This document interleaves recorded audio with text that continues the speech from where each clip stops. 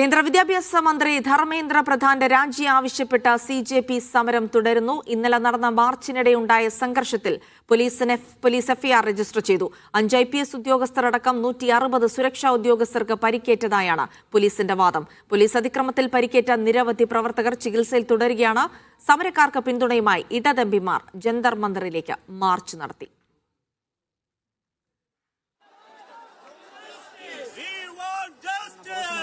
അപ്പോൾ CJP സംഘർഷവുമായി ബന്ധപ്പെട്ട നിരവധി പോലീസ് ഉദ്യോഗസ്ഥർക്ക് കൂടി പരിക്കേറ്റു എന്നുള്ള വിവരമാണ് പോലീസ് നൽകുന്നത്. അതിനിടെ സമരക്കാർക്കും നേരെയും പോലീസ് അതിക്രമം ഉണ്ടായി. അതുകൊണ്ട് തന്നെ അവർക്കും നിരവധി പേർക്ക് പരിക്കേറ്റ് ചികിത്സയിൽ കഴിയുന്നു. ഒരാളുടെ നില അതീവ ഗുരുതരമാണെന്നുള്ള വിവരങ്ങൾ കൂടി ലഭിക്കുകയാണ്. ഇന്നും സമരം തുടരുന്നുണ്ട്. ഇടത് എംപിമാരടക്കം സമരത്തിന് പിന്തുണയർപ്പിച്ച് എത്തുന്നുമുണ്ട്.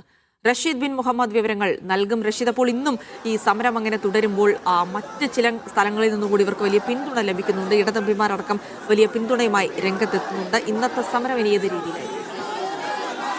തീർച്ചയായിട്ടും ശക്തമായിട്ടുള്ള രീതിയിലേക്ക് തന്നെയാണ് ഇപ്പോൾ ഈ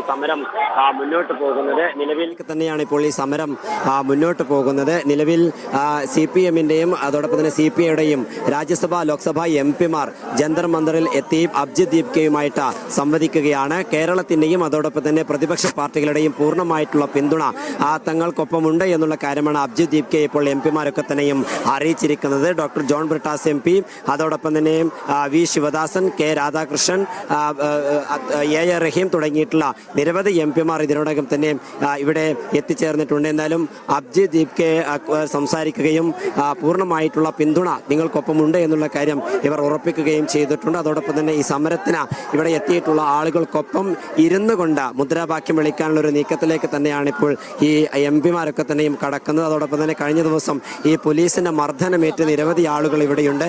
അവരെ ഇപ്പോൾ ഈ എംപിമാർ സന്ദർശിക്കുകയും അവർക്കുള്ള ഐക്യദാർഢ്യം നൽകുകയുമാണ്. എന്തായാലും ശക്തമായിട്ടുള്ള പോരാട്ടം പാർലമെന്റിന് അകത്തും പുറത്തും ഉണ്ടാകും എന്നുള്ളത് തന്നെയാണ് ഇപ്പോൾ ഈ എംപിമാർ പറഞ്ഞു വെക്കുന്നത്. അബ്ജി ദീപ്കയുമായിട്ട് കൂടിക്കാഴ്ച നടത്തുകയും സംസാരിക്കുകയും ചെയ്തു. പൂർണ്ണമായിട്ടുള്ള പിന്തുണ ഉണ്ടാകുമെന്നുള്ളത് തന്നെയാണ് ഇപ്പോൾ ഇടത് എംപിമാർ അറിയിച്ചിരിക്കുന്നത്. അതേസമയം നിരവധി ആളുകൾ ഇതിനോടകം തന്നെ ഈ പ്രതിഷേധത്തിന്റെ ഭാഗമായിട്ട് ഇവിടെ എത്തിച്ചേർന്നിട്ടുണ്ട്.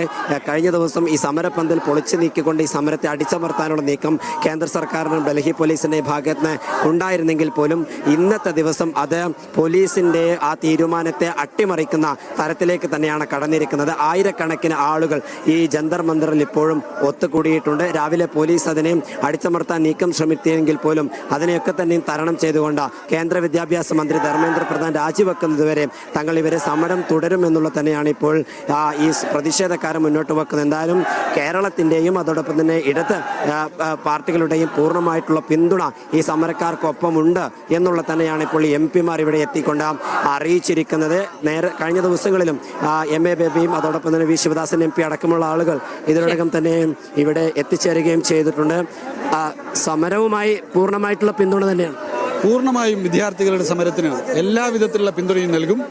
ഇത് രാജ്യ ചരിത്രത്തിൽ തന്നെ ഏറ്റവും നിന്ദ്യമായ ഒരു അക്രമമാണ് നടത്തിയിട്ടുള്ളത്.